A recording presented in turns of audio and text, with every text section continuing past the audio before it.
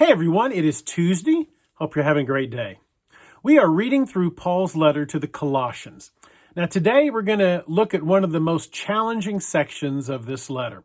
It's difficult for us to deal with this passage, but I think it's important that we understand the context. So let's read Colossians 3:18 through Colossians 4 verse 1, where Paul writes, "Wives, submit yourselves to your husbands as is fitting in the Lord. Husbands, love your wives and do not be harsh with them. Children, obey your parents in everything, for this pleases the Lord. Fathers, do not embitter your children, or they'll become discouraged. Slaves, obey your earthly masters in everything, and do it not only when their eye is on you and to curry their favor, but with sincerity of heart and reverence for the Lord. Whatever you do, work at it with all your heart, as working for the Lord, not for human masters, since you know that you will receive an inheritance from the Lord as a reward. It's the Lord Christ you're serving. Anyone who does wrong will be repaid for their wrongs, and there is no favoritism. Masters, provide your slaves with what is right and fair, because you know that you also have a master in heaven." Now, if we evaluate this passage based on our 21st century values, we'll find Paul to be a sexist and worse. But we can't judge Paul as we would a modern man.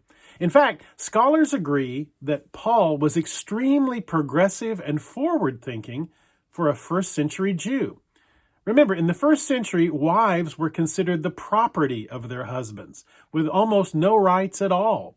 A man could divorce his wife for any reason, but she could not initiate divorce. She had the same rights as the livestock. Children also had no rights, but were the property of their father, to do with as the father desired, including selling them into slavery. And slaves were not even considered human beings. The law defined a slave as a living tool. A master could throw a slave out to die if the slave became too old or too sick. But notice that Paul tells husbands to love their wives. He tells fathers not to embitter their children. He reminds slave owners that they too have a master and to provide their slaves with what is right and fair. These are revolutionary thoughts for the first century. Does Paul advocate a modern ethic of women's rights? Does he speak out against slavery? No, those ideas would not come into being for centuries. But he places a value on every human life that was, frankly, revolutionary. Paul was way ahead of his time because he had a grasp of the great truth found in Jesus, that every person is created in the image of God, and God is good all the time.